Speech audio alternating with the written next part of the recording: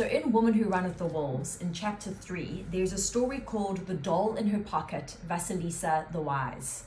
And it's about this little girl who lives with her stepfamily in the woods. She's an orphan, her parents have died, and her stepfamily says, you need to go to Baba Yaga's hut to bring back the fire. She doesn't know that they've actually put out the fire and that they're sending her away because they think she's going to die if she goes to Baba Yaga. So it's like a death quest. But she, being this innocent, sweet, good girl, thinks, okay, I'll go along and I'll do what they say. Now, before she died, her mother gives her a little doll, and she keeps this doll in her pocket. And this doll represents her intuition. So she has a helping hand when she's on this very dangerous quest towards the Yaga's house. Vasilisa goes to Baba Yaga's hut. She makes her way there, and the Yaga starts to give her certain tasks. And these tasks are really challenging, like separating poppy seeds from dirt. Like, how are you supposed to do that? Cooking, cleaning, sweeping, all these things. And then Baba Yaga is off again, traveling around, and Vasilisa sets to work.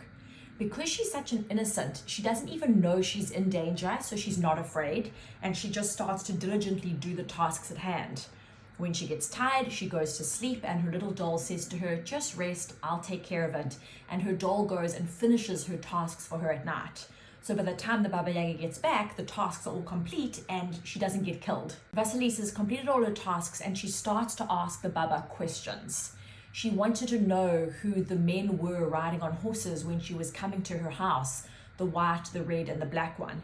And Baba Yaga explains that they represent the different times of day, like morning, noon, and night. But she's also warned by the Yaga, don't ask too many questions, they'll make you old too soon. And every time Vasilisa is uncertain about what to do, the little doll tugs at her pocket or whispers in her ear and lets her know, ask this or don't do that. So she's protected. And she says to the Yaga, my mother gave me this doll. She blessed it.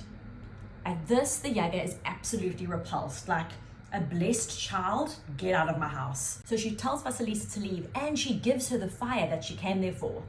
And the fire is contained in a skull on a stick. So Vasilisa takes the fiery skull stick back through the forest to her home, and she arrives triumphant. She's so relieved. She brought the fire to the family, and they're in a state. They're like, ever since you left, the fire never came back on. Like, we've had no fire, we've been freezing. But they didn't realize that actually killing the fire and sending her out would actually wreak a lot of havoc in their lives too. But she brings the fire, and all is triumphant. The story then wraps up within a few sentences. It says the skull watched the stepmother and the children, and by morning, it had burnt them to cinders. The story just ends. Just the shocking, horrifying ending. Vasilisa is there, and now not only her original family, but her step family are dead.